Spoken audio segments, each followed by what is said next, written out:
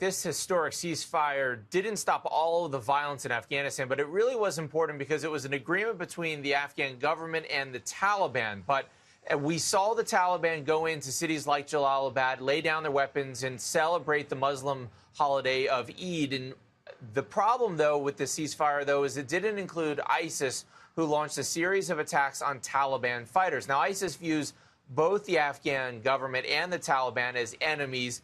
And ISIS used this ceasefire to attack the Taliban in two different situations. Yesterday, they killed 36 people, all Taliban fighters or people connected to the Taliban. And today, they launched another attack, killing 19 people in Jalalabad. So this ceasefire was really important for the Afghan government and the Taliban for proving that there is a possibility of a ceasefire, but it excluded the ISIS militants, which really have grown in presence and capability of launching attacks, Eric.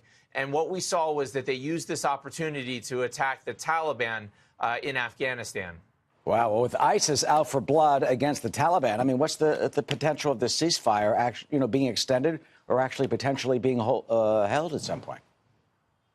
So there's a lot of hope in Afghanistan that this will pave the way for a larger agreement between the Taliban and the Afghan government. Afghan President Ashraf Ghani said that he would like to extend this ceasefire for several more days at the end of the holidays, which end tonight, Sunday. But the Taliban released a statement saying today that, no, they're going to actually return to the battlefield on Monday. Still, it is being hailed as a really important achievement for talks between the Taliban and the Afghan government. And there's a lot of hope in Afghanistan that the Taliban will come to see ISIS as their real enemy and that they will view the Afghan government as a possible partner in the fight against ISIS and against other militant groups.